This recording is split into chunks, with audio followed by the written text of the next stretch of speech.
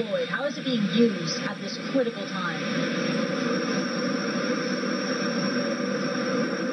Well, Christy, first of all, let me give you some new information that I have. I just spoke to the mayor of Tacloban city, and he said that it is entirely possible that up to 10,000 people may have lost their lives. I also spoke to a congressman who was travelling with him. He as well said that 10,000 would not surprise him. This is the scale of the destruction that we are dealing with here, and they both said that the reason for that is because this area is so populous, and also this storm surge was so immense.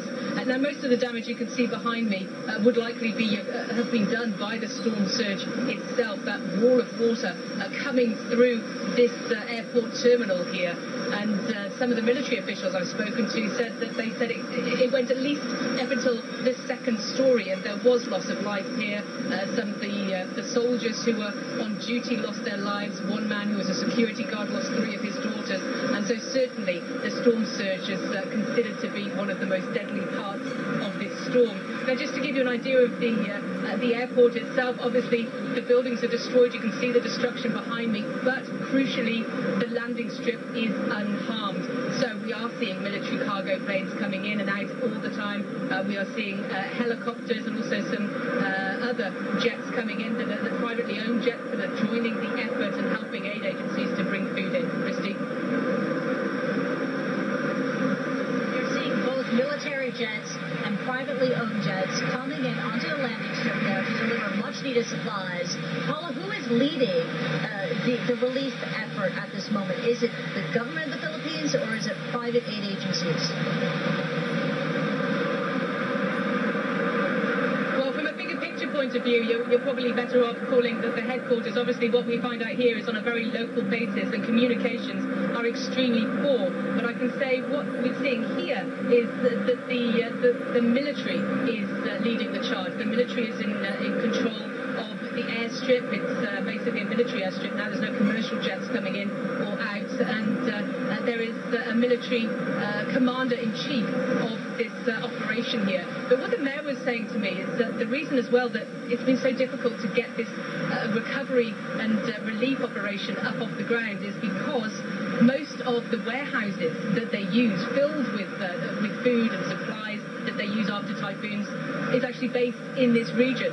So usually after a typhoon, they would have a hub here, a staging area, and they would then ship and bus and use helicopters to take the food and supplies out to other areas. But the fact that this area has been so badly hit means that all those supplies are gone. And what are survivors telling you about the pace of the relief operation?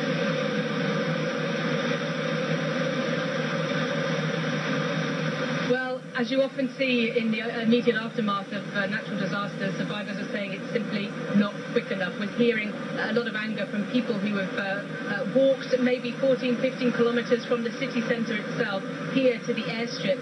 And one lady I spoke to said that it was worse than hell going through the typhoon and the storm surge, but it was just as bad trying to find food and water. And she was concerned for people in the city because there is no food and water to speak of as far as she was concerned. And she said that is making people start looting and start looking everywhere they can just to feed their families.